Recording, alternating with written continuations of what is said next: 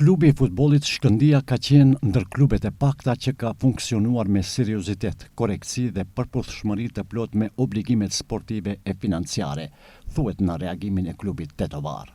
Sipas tyre, kontributi ynë ndër vite ka pasur kosto, mund dhe sakrifica të mëdha.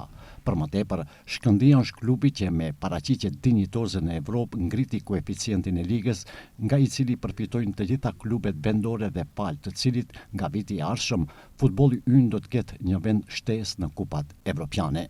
Prandaj, është e papranueshme që me vendime të marra në tavolinë të dëmtohet një projekt serioz dhe ky kontribut të shpërblehet me goditje të qëllimshme. Kjo qasje na shtyn të shqyrtojmë edhe opsionin e tërheqjes nga klubi futbolli në Maqedoninë e Veriut.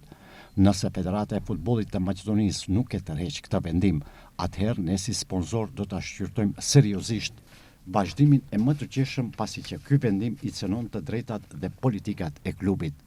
Presim që organet e PPM-s të reflektojnë me urgjencë në interes të drejtësisë sportive, klubit dhe të ardhmes së futbollit në përgjithësi, thuhet në reagimin e klubit të futbollit Shkëndija. Ky reagim vjen pasi Federata e Futbollit të Maqedonisë shqiptoi masa të rënda disiplinore ndaj tetovarëve për shkak të incidenteve në finalen e kupës. Të rikujtojmë se Shkëndija u dënua me 105.000 euro, u përjashtua nga Kupa e Maqedonisë për sezonin 2026-2027 dhe 4 ndeshjet në sezonin e ardhshëm duhet të zhvillojë pa prezencën e publikut.